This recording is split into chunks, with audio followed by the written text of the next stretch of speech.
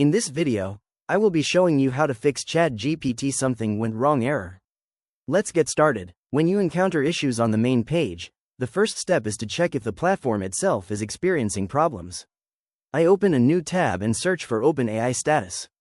I click on the first link to open the official status page. Looking at the metrics, I can see the uptime history. I click on the ChatGPT component dropdown to check specific features like conversations, logins, and search functionality. Everything seems to be running normally here, so the issue might be on my end. I switch back to the ChatGPT tab and click on the three vertical dots in the top right corner of the browser to open the menu. From there, I navigate to Settings. In the Settings panel, I click on Privacy and Security on the left-hand side. Next, I click on Delete Browsing Data. A pop-up menu appears, and I make sure cookies, cached images, and site settings are selected before clicking the Delete Data button. This helps clear out any corrupted data that might be causing the error.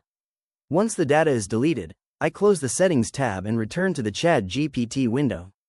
To ensure a fresh session, I open the browser menu again, go to Extensions, and click on Manage Extensions.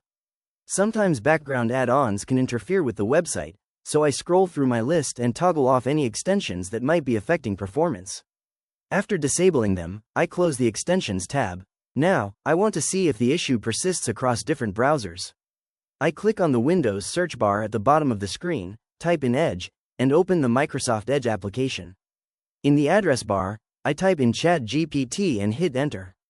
I click on the official link from the search results to load the site. The interface opens smoothly, showing that a different browser can often bypass the error completely. If you prefer using the dedicated desktop version, I'll show you how to refresh that as well. I go back to the Windows search bar, type ChatGPT, and open the desktop app. Once it launches, I check the bottom right corner of my desktop taskbar, click the system tray icon, find the ChatGPT application running in the background, right-click it, and select Close to completely terminate the process.